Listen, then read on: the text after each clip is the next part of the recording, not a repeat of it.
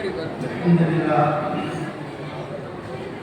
لله رب العالمين والصلاة والسلام على رسوله الأمين وعلى آله وصحبه أجمعين أما بعد القرآن கல்வியை கற்றுக் கொடுக்கிறார். அல்லாஹ் தன்னை கல்வியை கற்றுக் கொடுப்பதற்குரிய அந்த கல்விக்கு முன்னால் அல்லாஹ் சொல்லக்கூடிய சிஃபத் ரஹ்மான் என்ற சிஃபத். இரக்கம் காட்டக்கூடியவன், கருணையுள்ளவன், அருள் பாலிப்பவன்.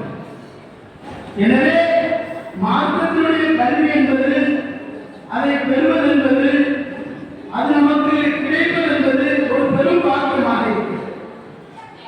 அது ஆணாக இருந்தாலும் சரி, அல்லது பெண்ணாக இருந்தாலும் சரி.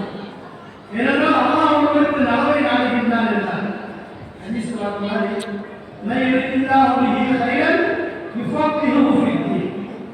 அல்லாஹ் ஒருவருக்கு நலவை நாடுகின்றான்.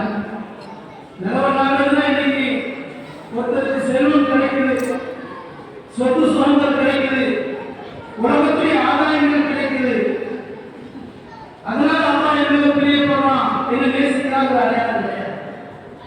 உண்மையான பிரியத்தின் அடையாளம் அல்லாஹ் தஆலா ஒருவரை நேசிப்பதன் அடையாளம், அல்லாஹ் தஆலா ஒருவருக்கு நலவை கொடுப்பதன் அடையாளம்.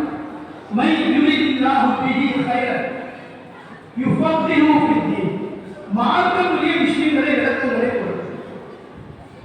உண்மையே நம்முடைய முன்னோர்கள் இதற்காக செய்த தியாகங்கள், ஆண்களாக இருக்கட்டும் பெண்களாக இருக்கட்டும், பெண்களிலேயும் மார்க்க ஞானத்தை கற்றுத் தேர்ந்தவர்கள், இன்னும் அல்லாஹ்வுடைய இபாதத்திலே தன்னை கழித்தவர்கள் என்றெல்லாம் எத்தனையோ பெண்மணிகளை வரலாற்றில் நாம் பார்க்கலாம்.